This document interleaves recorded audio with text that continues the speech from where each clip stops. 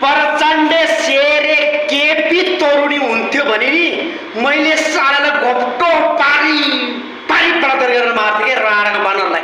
के बोल्न भ्याएको हो, के गर्न भ्याएको तिमीहरू?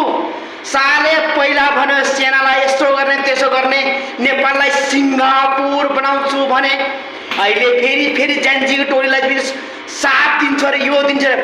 प्रचण्डै केपी शेरेको भरोसा पार्न छोड्नुहोस् है, छोड्नुहोस्। यो राणाको बानहरू भनेको एक नम्बरको ढाँटुवा हो, ढाँटुवा। तेरी मा साले कुत्ताहरू, तिमीहरू मर्ने बेलामा साले किरा परेर मरोस् के राणाको बान। बोल्न पनि अलिकति सहिलो कुरो गर्नुपर्छ। देशले मागेको छ कसलाई? राणाको बानहरू के कुरा गर्छ?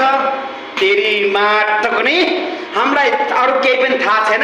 रवि लामिछानेलाई न्याय दे, रवि लामिछानेलाई न्याय दे। तेरो बाउ जीवी राई कहाँ छ?